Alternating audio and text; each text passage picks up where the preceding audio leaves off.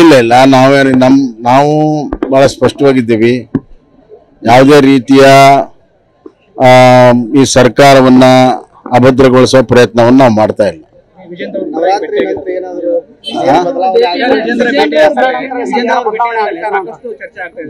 ಯಾರಿಗೆ ಇಲ್ಲ ಇಲ್ಲ ಯಾವುದೇ ಬೇರೆ ಕೆಲಸಗಳಿಗೆ ಭೇಟಿಯಾಗಿರ್ಬೋದು. ಆದರೆ ನಮ್ಮ ಹೈಕಮಾಂಡ್ ಬಹಳ ಸ್ಪಷ್ಟವಾಗಿದೆ, ಈ ಸರ್ಕಾರ ಅಭದ್ರಗೊಳಿಸುವ ಪ್ರಶ್ನೆ ಇಲ್ಲ.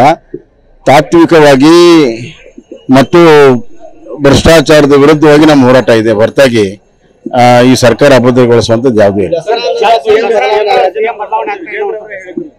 ಅಲ್ಲ, ವಿಜೇಂದ್ರ ಅವರ ಲೆಕ್ಕಾಚಾರದಲ್ಲಿ ಹೇಳಿದ್ದಾರೆ.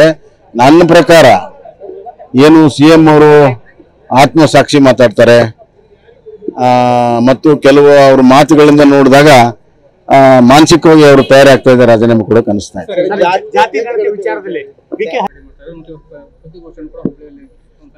ಅಲ್ಲ, ಅದ್ರ ಅವ್ರ ಬಗ್ಗೆ ಏನ್ ಮಾಡ್ತಾ ಇದಾರೆ ನನಗೇನು ಮಾಹಿತಿ ಇಲ್ಲ.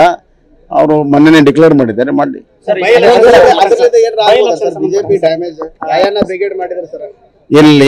ಏನಾಗಲ್ಲ. ನಮ್ಮ ಪಕ್ಷ ನಮ್ಮ ಪಕ್ಷ ಇವತ್ತು ತಂದೆ ಆದಂತ ಕಾರ್ಯಕರ್ತರ ಪಡೆ, ತಂದೆ ಆದಂತ ಜನರ ಬೆಂಬಲ, ಜನಾಂಗದ ಬೆಂಬಲ ಎಲ್ಲವೂ ಕೂಡ ಇದೆ. ಹೀಗಾಗಿ ಇದೊಂದು ನ್ಯಾಷನಲ್ ಪಾರ್ಟಿ. ನಿರಂತರವಾಗಿ ನಮ್ಮ ಕೆಲಸವನ್ನು ನಾವು ಮಾಡ್ತೀವಿ. ಕಾದು ನೋಡಿ.